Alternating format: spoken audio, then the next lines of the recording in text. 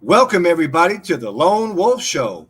I'm the Lone Wolf, and we have a special guest today, Gabriella, out there on the East Coast with an interesting tradition. You are watching www.witchcrafttv.online. We are fair representation of all pagan, witch, and magic paths. Gabriella, how are you doing today? I'm well, thank you. How are you? Oh, I'm great. I'm hanging out by the river in Reno, Nevada, and I'm so excited to network with you and see what's going on the East Coast. I read some of your the founding tradition that you have and Yep. the craft that you have, and I would love to learn all about it. So the my personal craft is born of the Salem area of Massachusetts. That's where I'm from. I've been down in Huntersville, North Carolina for 26 years. And I had a shop in the center of town, but it seemed with my background that starting a institute of higher education uh, would be better suited for the times that we find ourselves in. So basically, we're resurrecting a Hecatean priestesshood, but we also offer community classes and community ritual. We have service groups that folks can join so they feel like they belong to the neighborhood, the community. And our elders and our most vulnerable members are accounted for and taken care of. It's scary out in the world right now, and there's a lot of fear. And I wanted to stand in that gap. I really like that you grew up in the New England area, Salem, Massachusetts area. I'm from New England myself, from Manchester, New Hampshire, and spent a lot of time in Yeah, Salem as yeah, well. yeah. What part of New England did you grow up in? Pardon me, say again? What part of New England did you grow up in? Springfield, Massachusetts. Springfield. Mhm. Where it's very easy to practice craft. I mean, even our grade school classes were at historic graveyards. And it's part of our history. And because it's in New England, as you know, it is very easy to follow our holidays because we have all four seasons, although that may change with our erratic weather patterns. Um, but my personal practice has always been rooted in colonial magic. Um, but I took my vows as a lunar nun. I haven't found a better word for that. So we observe each of the moon cycles. We have ritual on the full moons, we have classes on the new moon. And so it's a blend between Mediterranean magic, and I know that you are also Italian as well. Yeah, So there is part of that sprinkled in there as well. Card reading, all that type of stuff. I really like the idea of being a lunar nun. I don't think I've ever heard that, and I think Be- well, be- originality is the best thing ever. well, well, I was in a previous relationship, and I realized that I was putting all of that before my magic. And when I moved away from making myself a priority, I needed to really devote myself. And Hecate has been my matron for probably 25 years now. Mhm. So I wanted to offer something that is part of classical Greek, Turkey, Italy type magic, as well as speaking about the social issues of colonial witchcraft. So my background is part anthropological, but I also have a master's degree in education. So I wanted to provide classes and learning opportunities for people to really see what their path is. I don't need them to be my path. I need them to be out in the world getting in contact with what theirs is. So tell me more about colonial witchcraft. I really like the idea of that because I'm also from New Well, England, so it's very fascinating. Tell me about that.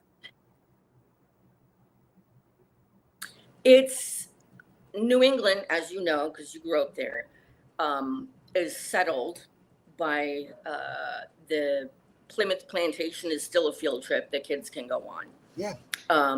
But colonial craft, the puritanical witchcraft, were people who were in the 1600s, 1632, that were escaping religious persecution.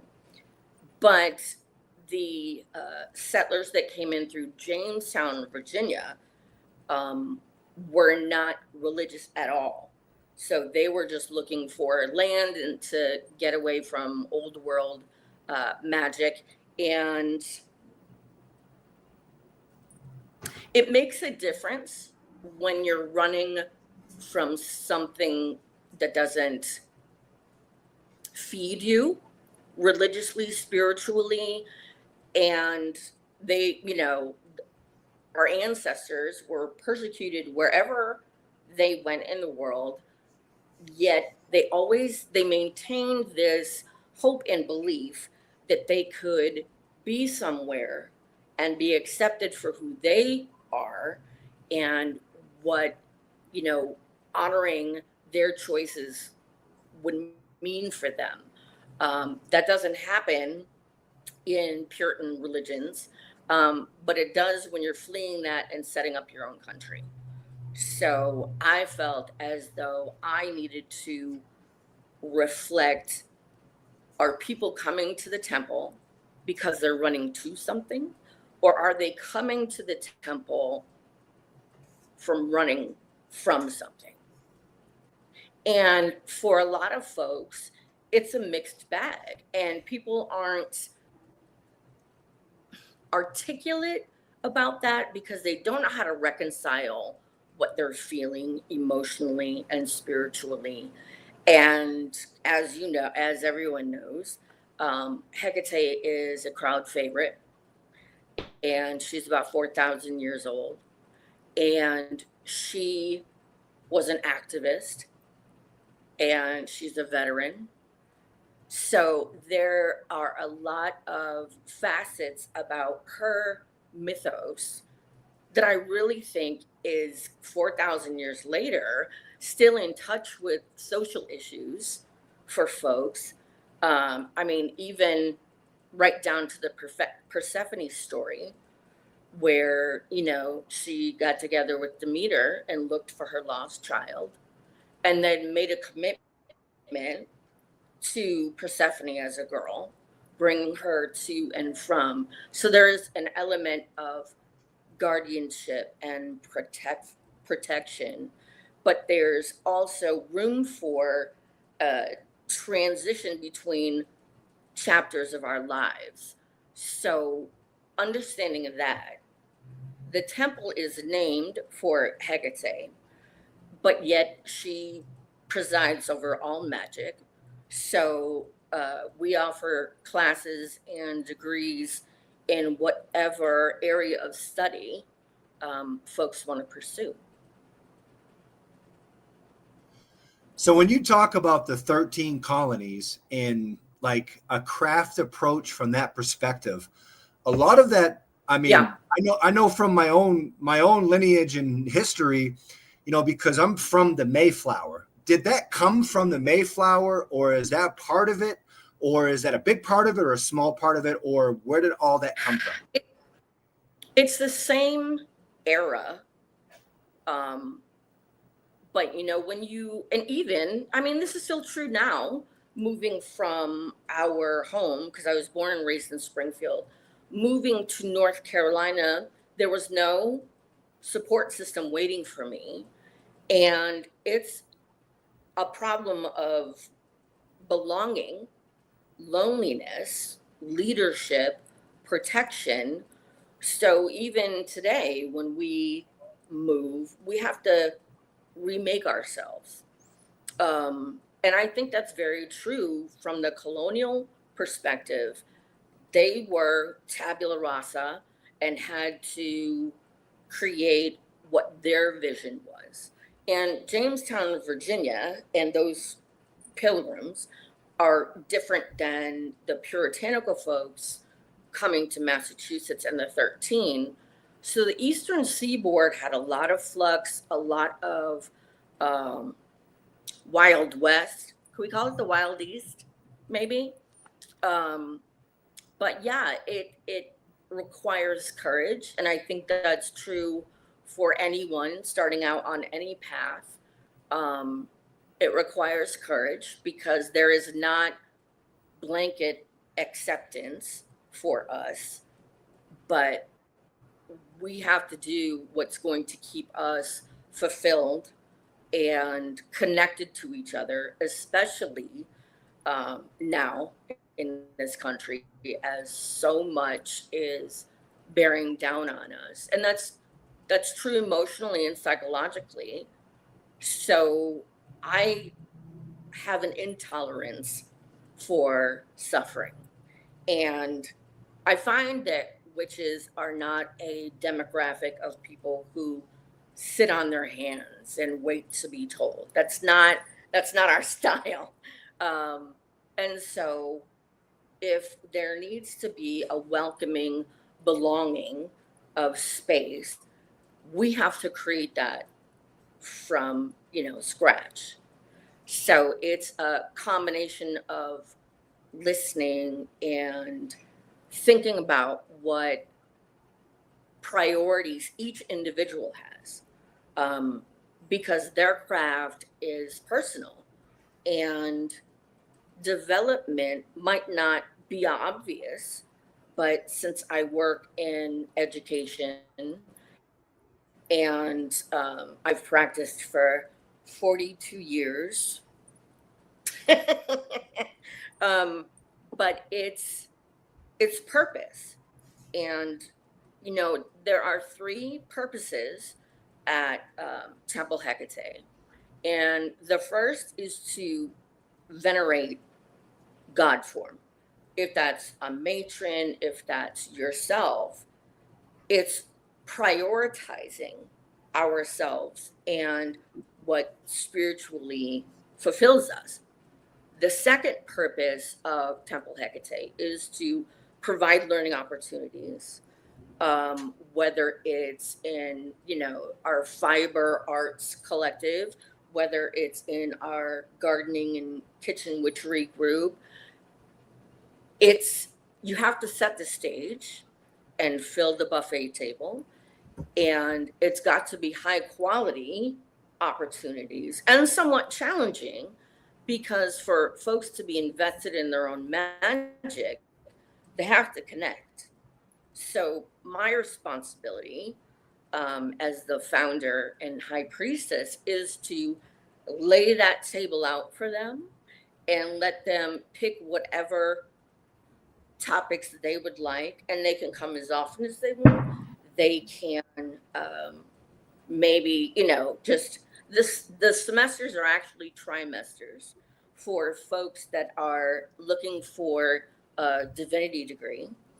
So it's all based on respect for individuals in their practice and getting them what they need, whether that's fellowship or academics, so that they feel stable and belong to a group and there is fellowship there.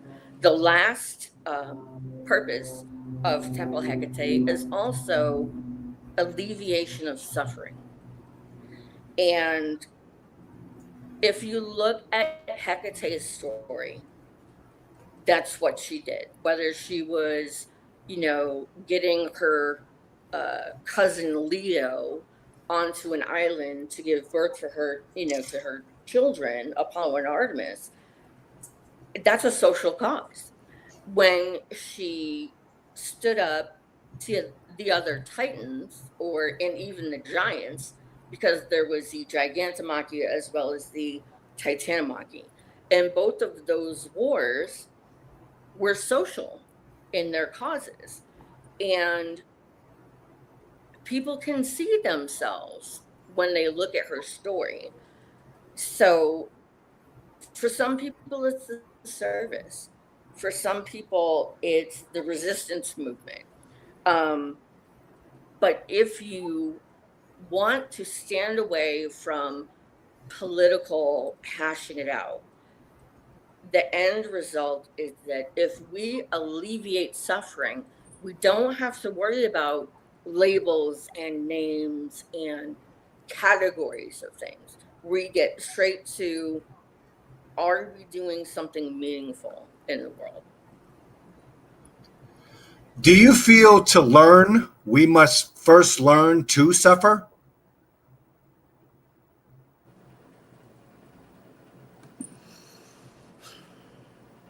Well, you know what? Honestly, I'm going to flip that question back on you Okay. and hear your thoughts on that.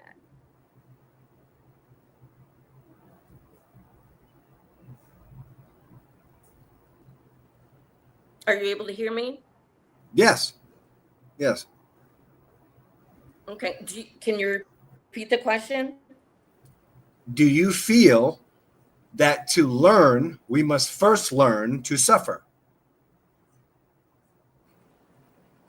No, not at all. I mean, learning is born of curiosity. And if you look at children, they don't need a syllabus or a textbook or suffering.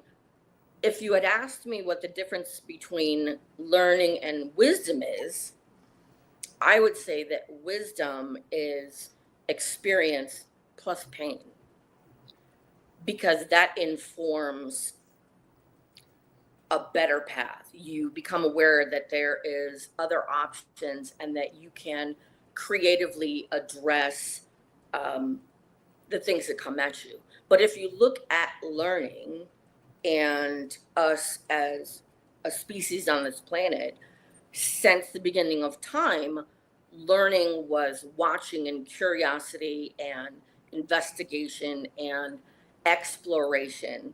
Um, and the ability to learn and the ability to focus and study, investment in that process comes from a very personal place.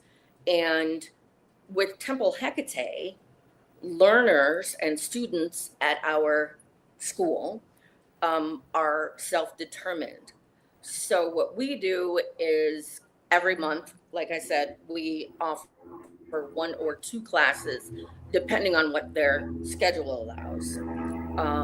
And they bring the topic to me, or if I see a pattern in their learning, I can generate a handful of classes that I think would appeal to them, because prioritizing yourself and your spirituality and your learning comes from being a student of your own needs.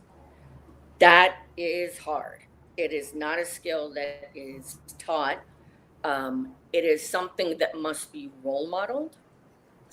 And the more pagans and occultists and witches that we have go through temple and they make a connection with their spirituality and their learning, pain is averted, you know? But there is a phrase in Latin which is per aspera ad astra, which means from hardship to the stars. It's a phrase that's about 3,000 years old. And that matches up with our third purpose, which is alleviating suffering and bringing a healing environment, ways to heal, ways to feel purposeful, and offer opportunities for community service. There is no more beautiful and warm, fuzzy learning than seeing what your contributions, what that difference looks like in the life of someone else. And it is quite moving. So in the terms of the craft, we know that Raymond Buckland brought witchcraft to America in the form of Wicca with the Gardnerian Right. tradition. Now, in terms of colonial witchcraft, did witches and the lineage and the family customs from the old country come here predating Raymond Buckland? You've asked a very interesting question, and I can answer it anthropologically because in and if you look at Wicca as though it is orchestral and it has requirements and there are different pieces to it, whereas craft is personal and you set um, the different values that you want represented and the different things you want represented, but it's jazz. So the arrangement is different, to use musical components to this. But I don't feel that it is something that is required to be static, because certainly in our craft and determining what spirituality and religion is, we it's I'm trying to think of the best way to say this is that solitaries, it's less so a problem now as it was before. And one would get the impression from Ray Buckland's tradition or Uncle Gerald and Auntie Doreen's tradition is those are specific commitments that you make to a tradition, whereas at Temple Hecate, and indeed my own experience is that it's not static. The process is evolving. For example, in my own experience, when I was a single mom of young children, I had a Chinese goddess appear to me in my life as someone who I could work with, and it was gentle and it was loving. And then there is my relationship with Odin, and it's more like an internship if I'm going to use the educational metaphor again. But I see and I hear a lot of people's um, statements that they feel as though they're cheating on their matron or patron if they work with several influences. And it shouldn't be that way. It shouldn't be something that is regimented and inflexible, and um, it doesn't allow you to just have that jazz and have a spiritual jam session. So there is there are places where people can build meaning and feel as though they belong to a tradition, maybe. Or there are, feral types who roll through each chapter of their life with a different purpose and priority. And that's absolutely just as valuable as it is for a Gardnerian type to want to keep that tradition. I don't want to say they're purists, but they do have a tradition they answer to. Um, but options and flexibility and just unconditional support is critical, especially now. Yeah. Gabriella, do you feel that the landscape of what is the revival of contemporary witchcraft is segregated with all these various traditions? And do you feel that there is a way to try to unite them?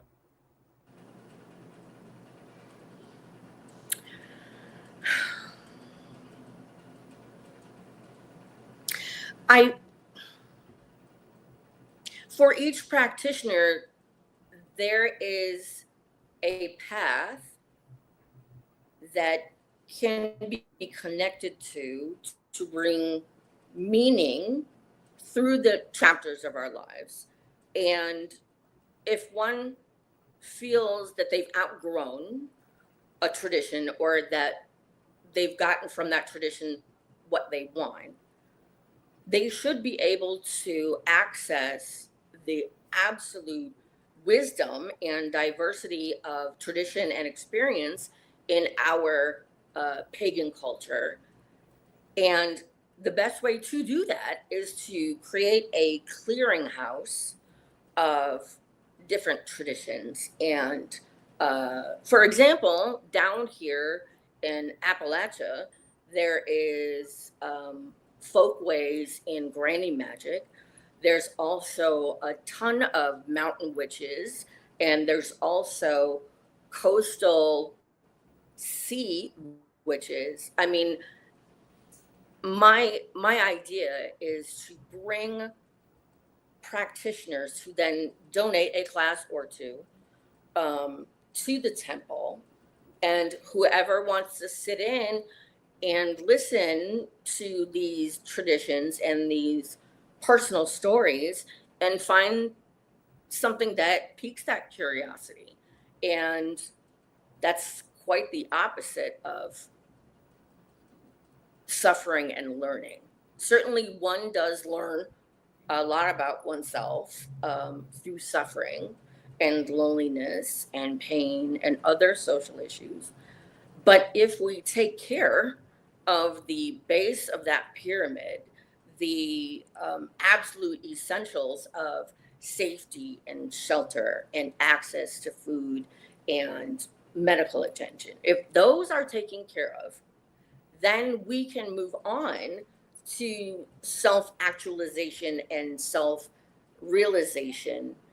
And what we want at Temple Hekate is to put that back in the hands of individuals who have been cleaved from themselves by other parts of, American culture and American society, which says, give up your power to someone else. Someone else is going to tell you what the rules are, how to earn your money, how to worship and pray and find meaning. It's pathology, if I'm to speak bluntly. And I believe that healing comes from connecting to self and connecting to beauty, and that's called healing, and it's beautiful. And I want people to see the members of our temple really prioritizing themselves. It's a life skill, and you want to see people fired up by skills they can learn, conceptual magic they can learn. It's a buffet table, and right now I think that's critically important. In modern times, there's a lot of unity within the witchcraft community, the pagan community, the magical community, in terms of politics, where it's kind of brought a lot of people together. But even still, there's like infighting because of the various traditions. Do you feel that the political shifting in the United States is a huge distraction on what earth-based spirituality really is. Well, and you've provided that basis and foundation um, for creating stability and security and structure. You know as well as I do that moments of transition can go smoothly, or they can suggest a fear and the gloom of suffering hanging over our heads. And it's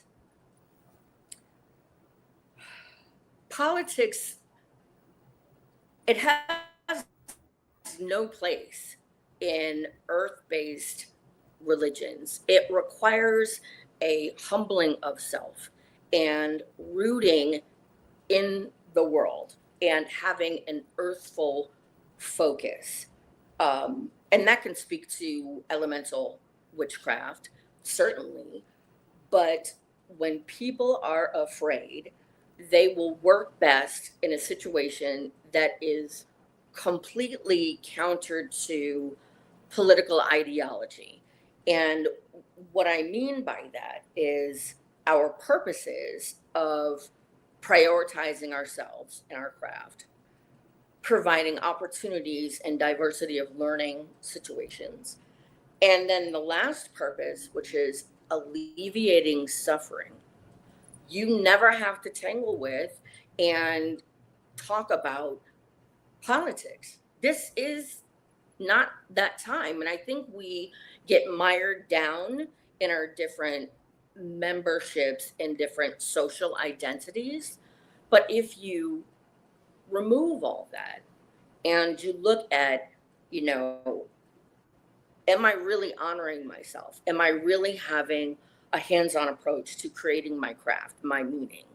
Um, am I being given options that I feel are intriguing and instructors and, pagan folk to share what their experience is? And if you focus on alleviation of suffering, you completely circumvent all the tangential discourse that can distract us from what's really most important right now. Tell me more about your temple and your teachings, and if somebody fancies your teachings and wants to build a relationship with Hekate, what would be the best way to get a hold of you? In terms of, um, because we offer a ministry, which is, pagan and witch based, because providing consolation and peace and um, membership in the community, the ministry works with those things, which is, it correlates to acts of service. And then there is the priestesshood, um, which is a resurrection of the mysteries cults from Greece and the Mediterranean. And that is a much more devoted path specifically to Hecate. And like I said, the social groups, committees, whatever we want to call them, are based on the different myths of Hecate, whether it's her relationship with animals. So that would be volunteering at a horse farm that does work with PTSD folks who are struggling with that. Then there's also the single mom support group um, that we offer each month, and also projects that benefit the family. So there's a ministry that counsels, the priestesshood, which is a much more devotional path. There are community activities and holidays and rituals that we offer. Um, it's it's whatever you want it to be. And my having a master's degree is helpful because we can affirm an individual's self-determined path. So the foundation of that would be 13 rituals of their choosing, whatever they want to attend, 13 foundations classes for each new moon of the month. And that's the foundation. It gives them a good look and participation in ritual forms and academic areas, bringing in instructors, like I said before, that want to uh, donate a class to temple. It's this beautiful spider web of things that create a feeling of purpose and wholeness and satisfaction. We actually recently formed a lunar howling society. And after we have ritual on the full moons, we go into the woods and we howl. And that is a lot of fun. If we can get a campsite, then we've got fire, and it just becomes a whole family thing. And howling at the moon is really good in terms of stress busting. Um, and the only rule is when one of us howls, whether it's out of mischief or laughter, or whether it's about pain, the rest of us howl with you. And it it if I look starry-eyed right now, it's because what happens really moves me, and people don't have to be afraid and scared and railroaded. There's flexibility, there's fluidity. It's a beautiful thing. So in the Witchcraft TV chat room, there was just some folks that were kind of like, how many Sabbats are there? How many Isbets are there? And they were asking some, some beginner questions. So that means there are a viewership of like people that are seekers, that are interested in the craft, and they want to be a witch, or they're fascinated by witchcraft. What would be your advice Yeah. to the new witch or the new seekers, male or female, or no gender at all, or just a seeker in general, a person?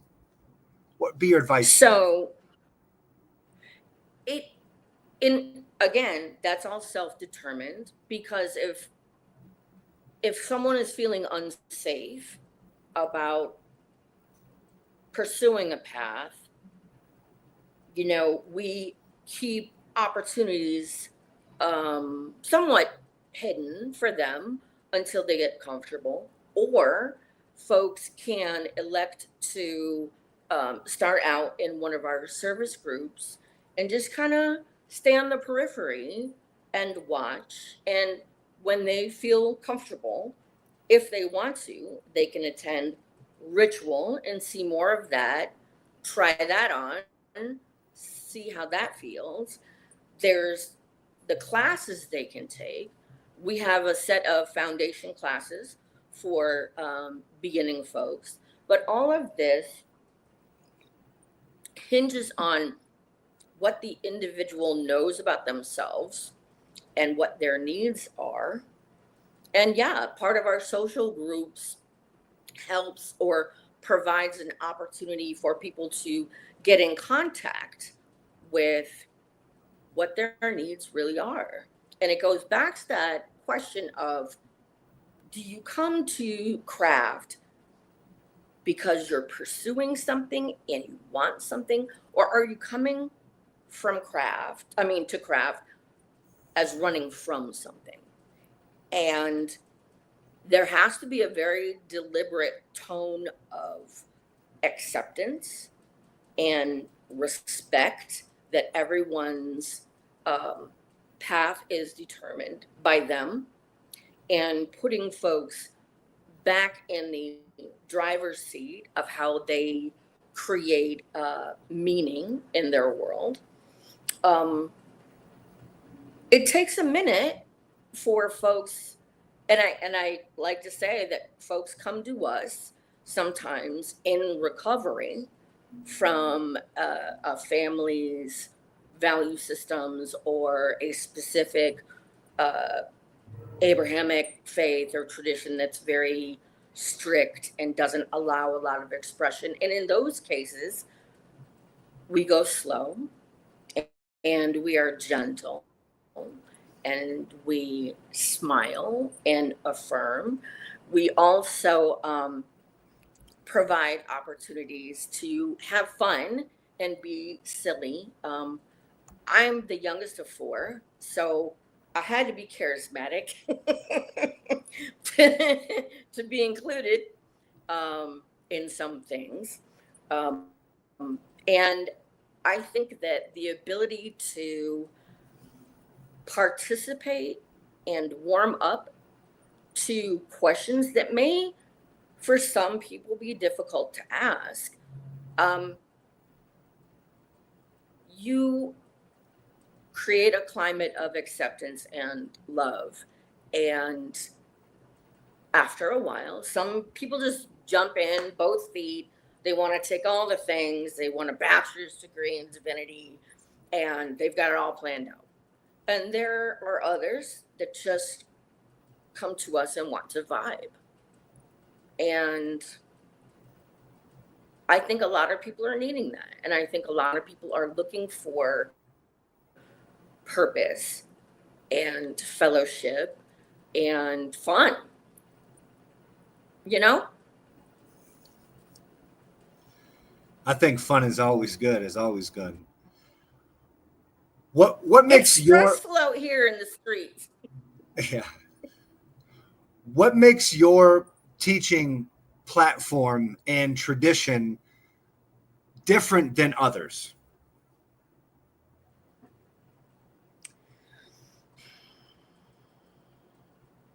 That would be different for the individual classes. So if someone wants to look at, pre-Christian civilization and including an archaeological component to that, or looking at different social memberships. Like I said, Hekate is a veteran of two Yep. wars. That connection creates an opening to that. There has to be a flexibility built into the model of pagan and occult paths. So there's the jazz and the freestyling, and then there are traditions with their different, not requirements, that sounds like homework, but the way they order themselves. And it takes a familiarizing oneself with their needs, which is very different. And some of these are radical concepts. I mean, a college is founded, money is poured into it, students from wherever have to come there and work with X many professors or instructors or lecturers. That's not how we do it. We travel. We have little pop-up classrooms. For example, in September, we have our Hearthwire Festival, which is a harvest festival. But we have learning components. We have different games that we play, almost like a summer games type thing. There's ritual. I'm telling you, the road to success is paved with choice. And if you stack that long table with options and this healthy vibe of intrigue and curiosity, people find their way back to themselves. And it's a beautiful thing. Be flexible and respectful of people's time. Accept that life happens. Truly walking the walk about meeting people where they are.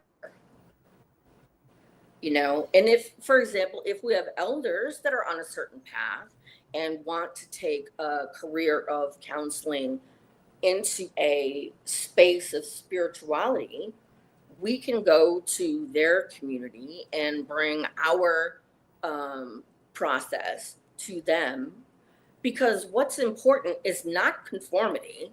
What's important is participation. And participation comes from seeing something that's like, oh, I want to try that out. And it's not a commitment. It's not a sacrifice. It's actually, if you think about it in terms of learning and education, it is, your path is lit by the fire inside you, and putting choice back in the hands of people who, if maybe in their culture of, or their religion from their upbringing is very stringent and very strict with their rules, and there are parishioners that are welcome to be a part of those faiths, but there's also people who are excluded from those conversations. And I'm not a big fan of telling folks where they don't belong. I'm a big fan of telling them where they do. And it's a beautiful thing to see a person who is exploring the fullest realization of themselves. It's addictive, and it's beautiful. And it begets more and more intrigue and curiosity, and the flexibility of topic, the flexibility of lecturers. And because we are our own religion, we can decide what the requirements are to award degrees. And I don't think enough people know this about putting ourselves and our pagan pathways into learningness. If I use the word academia, it has that structure and this zhuzh of, strict compartmentalizing and what have you. And the self-determinism, self-expression, and I say this a lot, that the only thing that we should give to the world is the fullest expression of ourselves. And when we do that, we get in touch with what we need. We get what we need for ourselves. We find purpose in maybe some of our social groups. Isn't that a reuniting of, it's just beautiful. It makes people whole. And I'm not going to cry on TV, but just to watch learners reacquaint themselves with who they are, it's a beautiful thing. Well, Gabriella, thank you so much for coming on the Lone Wolf Show on Witchcraft TV. And in the names of Hermes and Hekate, I hope everybody is blessed and you'll come back and see us soon. We are www.witchcrafttv.online, fair representation of all pagan, witch, and magic paths. Gabriella, I'll get with you after the show. I'm going to see if I can get some links to some of Sure. your programs and activities, see if we can't put it on our network. And until we It meet has been again, a pleasure. Thank you. merry meet, and hope we merry meet again.